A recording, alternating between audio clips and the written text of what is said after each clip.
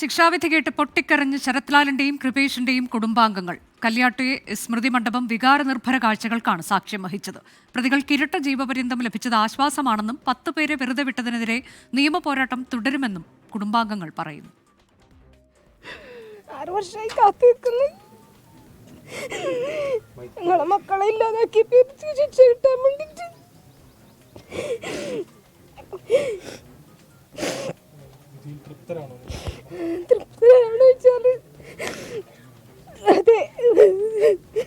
കൃപേഷിന്റെ അമ്മ ബാലാമണിയുടെ കണ്ണീരിലുണ്ട് അവർ നേരിട്ട വേദനയുടെ ആഴം.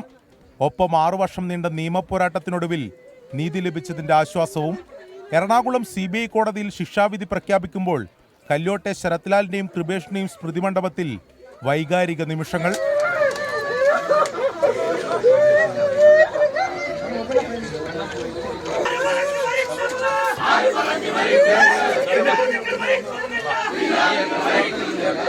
നീതി ലഭിച്ചതിൽ സന്തോഷമുണ്ടെന്നും പ്രതികൾക്ക് വധശിക്ഷ കിട്ടണമെന്നാണ് ആഗ്രഹിച്ചതെന്നും കൃപേഷിന്റെയും ശരത്ലാലിന്റെയും കുടുംബാംഗങ്ങൾ പ്രതികരിച്ചു.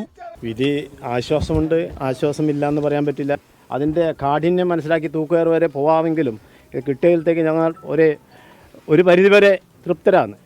ശിക്ഷ വധശിക്ഷയാണ് ശ്രമിച്ചിരുന്നത്. വധശിക്ഷ കിട്ടിയില്ല. പക്ഷേ ഈ വിധിക്ക് സന്തോഷമാണ്. പൂർണ്ണ തൃപ്തരല്ല. എന്തായാലും ഞങ്ങൾ പ്രതീക്ഷിച്ച പരമാവധി ശിക്ഷ കിട്ടിയിട്ടില്ല. KV കുഞ്ഞിരാമൻ ഉൾപ്പെടെയുള്ള CPIM നേതാക്കൾക്കെതിരെ ഗൂഢാലോചന കുറ്റം തെളിയിക്കാൻ സാധിക്കാത്തതിൽ ഇരു കുടുംബങ്ങൾക്കും നിരാശയുണ്ട്. ഒപ്പം 10 പ്രതികളെ വെറുതെ വിട്ടതിലും.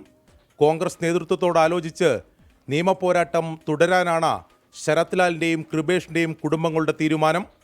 കല്യോട്ട് നിന്നും ടീം 24.